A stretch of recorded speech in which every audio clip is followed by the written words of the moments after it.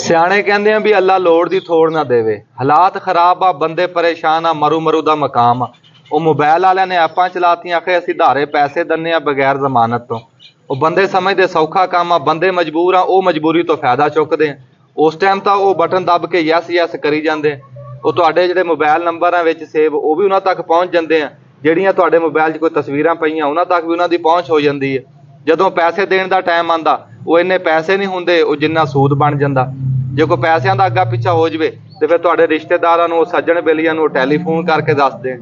ਉਹ telephone number ਤਾਂ ਅੱਗੇ ਉਹਨਾਂ ਕੋਲ ਪਹੁੰਚ ਗਏ। ਇੱਜ਼ਤ ਤਾਂ ਲੱਭਦੀ ਨਹੀਂ ਲੱਖਾਂ ਰੁਪਈਆਂ ਦੇ ਵਿੱਚ ਵੀ, ਤੁਸੀਂ ਇਹ ਥੋੜੇ ਜਿਹੇ ਪੈਸਿਆਂ ਪਿੱਛੇ ਗਵਾ ਕੇ ਬਹਿ ਜਾਂਦੇ। ਜਿਹੜੀਆਂ ਤੁਹਾਡੀਆਂ ਤਸਵੀਰਾਂ ਉਹਨਾਂ ਤੱਕ ਪਹੁੰਚ ਜਾਂਦੀਆਂ, ਫਿਰ ਉਹ ਤਸਵੀਰਾਂ ਦਿਖਾ ਕੇ ਧਮਕੀਆਂ ਦਿੰਦੇ ਆ। ਉਹ ਦੁੱਗਣੇ ਪੈਸੇ ਦੇ ਕੇ ਵੀ ਉਹ ਜਾਨ ਨਹੀਂ ਛੁੱਟਦੀ। ਉਹ ਬੰਦਿਆਂ ਨੇ ਖੁਦਕੁਸ਼ੀਆਂ ਕਰ ਲਈਆਂ ਇਹਨਾਂ ਰੌਲਿਆਂ ਦੇ ਵਿੱਚ।